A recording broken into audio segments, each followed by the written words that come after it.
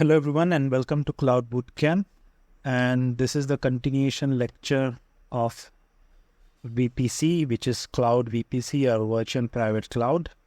In the last lecture we did discuss about basics of networking, and that was quite important because most of us, we don't know the basics of networking, and if we start the Cloud VPC topic, sometimes it doesn't totally understand and you may be having few questions. So I hope that was quite informative. And in this lecture, we're going to talk about overview of Cloud VPC. We'll slowly try to discuss what is Cloud VPC, which is Virtual Private Cloud, and then we'll talk about subnets. And I think in the next lecture, we may have a kind of demo for VPC subnets and VPC network as such. So let's get started. First of all, what is Virtual Private Cloud and where it is being used? So the VPC, the acronym is Virtual Private Cloud. It provides networking functionality to Compute Engine, which is also known as virtual machines, Google Kubernetes Engine, which is GKE, and the App Engine flexible environment. So on a high level, VPC is just like a kind of global construct in GCP, and it has list of regional subnetworks. So if I can just draw it real quick. So let's say suppose this is a VPC network,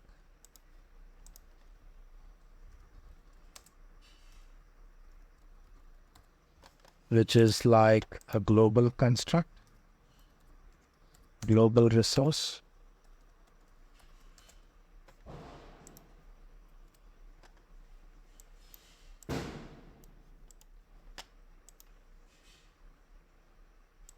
And underneath VPC, we have subnets, which is like a regional resource. So we can have one or multiple subnets in a VPC. So these are nothing but subnets, like subnet A, subnet US, subnet Asia, and subnet UK.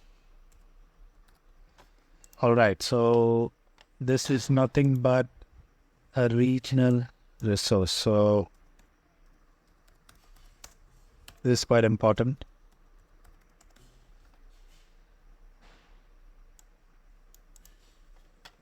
And while creating VPC network, we can associate subnets to the VPC network as such. So you can create either one subnet or multiple depending on your need. So if I just go back to my presentation, so this is like a definition, like VPC network is a global resource, like we mentioned over here, yeah, that consists of a list of regional virtual subnet in one or more region. So these are regional subnets in one or more region, for example, US, Asia, UK. Yeah. So that's what the basics for the subnets, and the resource construct for VPC, which I was talking about, right, or access or scope level of VPC. So if you see, VPC network is global, which we have discussed already. Subnets is regional. And the other two things, firewall rules are also global because VPC network is global and firewall rules are also global. And also the routes are global as such. So only subnets, like, they are regional. So this is quite important to understand VPC in GCP.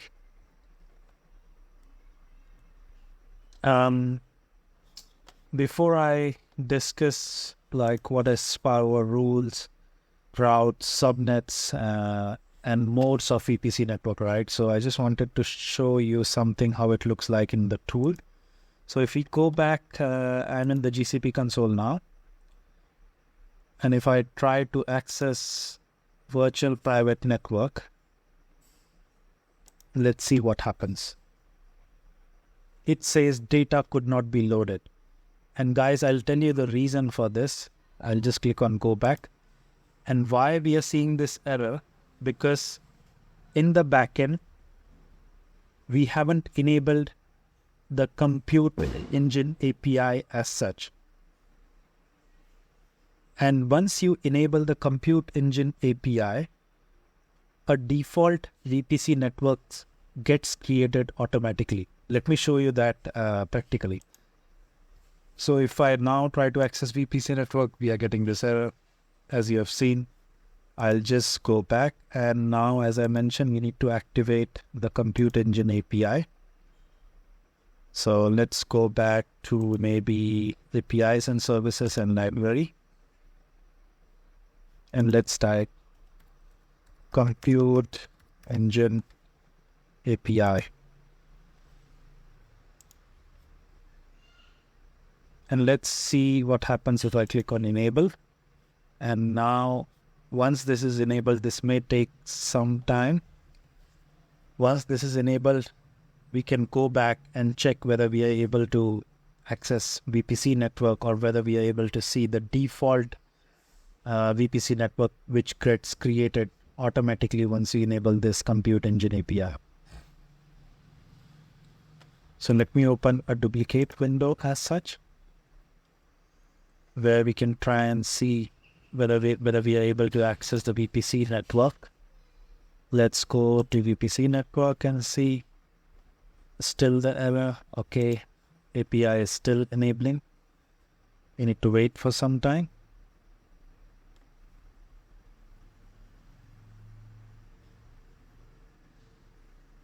Let's go back and again try to access to see if the API is enabled or not.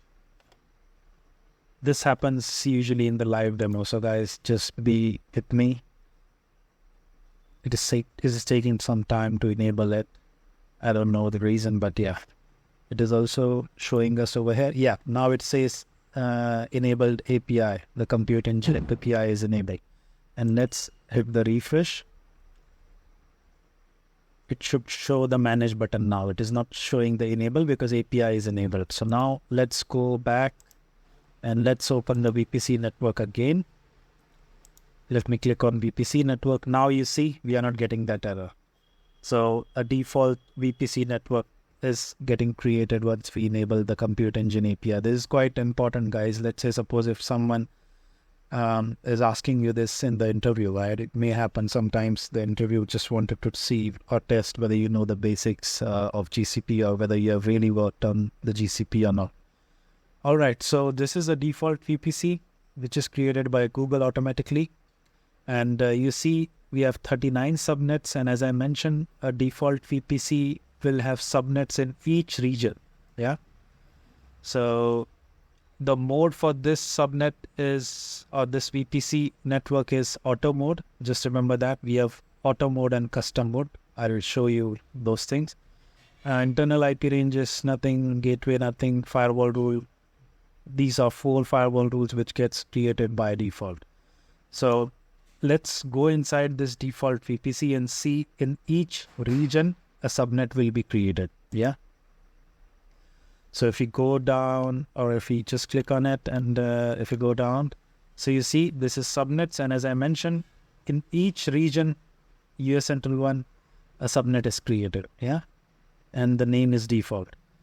In Europe West 1, again, a subnet range with this IP is created.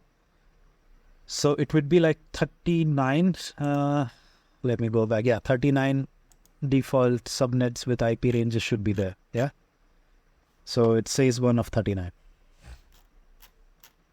All right, quite good. So this is about the default VPC. And now if we talk about the definitions for firewall rule and all those things, right? So let me go back to the presentation.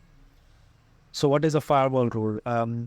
You might be aware that it is just a kind of restriction or the firewall rule you can use to control which packets are allowed to travel to your VPC network or to your destination as such. Yeah, it's like you can allow some kind of restriction on the VPC network side, and basically you can configure incoming or outgoing rules. Like firewall basically allows you to control traffic going in or out of the network. Yeah, and it plays around on the basis of priority. Lower the priority, highest is the precedence. So we'll talk about firewall rules in details, don't worry. I'm just giving you a basic idea right now. Like it can have ingress rule, egress rule, and you can put restrictions on the VPC side of it.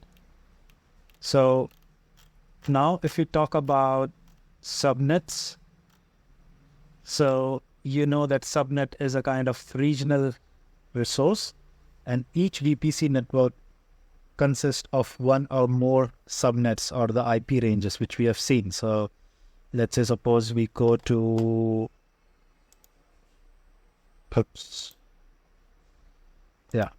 let's say suppose we go to the default VPC. It has a subnet, a region, and the IP address associated to it. And also this diagram talks about like VPC network is a global and the subnet is a regional resource and can have different region or one depending on your needs as such. In Google Cloud, like subnet or subnetwork are almost similar. Some people may say subnetwork and some may say subnet. So just don't get confused between those two terms. And for the best practice, like you can even have a private subnet for your private resources, and you can even have resources in public subnet that can be accessed from the internet. And there are like two types of subnets. Let me show you so that you get an idea. So if I go back and if I create a VPC network, let's name it as custom VPC. And if I go down, right, you see these are the subnet creation mode, which I mentioned, which is custom and automatic.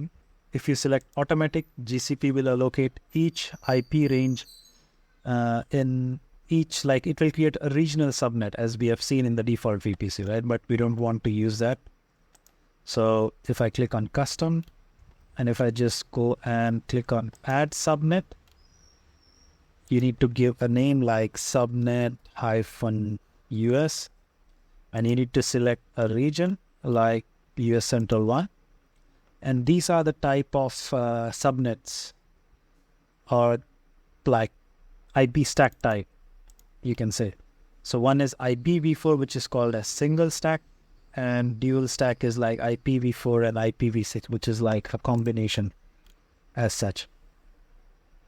So I think this was just an introduction for you, and in the next lecture we'll talk about subnets as such, and we'll also see a kind of demo. So let me show you what we're going to discuss. We're going to talk about subnets in detail. We're going to create a VPC network and then a firewall rule. So I hope this was informative, and I'm not creating big videos because this was a feedback which I've received. Sometimes people don't like to watch big videos, so I'm just breaking down in small parts. And in case of any questions or queries, please let me know in the comment section, and thank you so much for watching.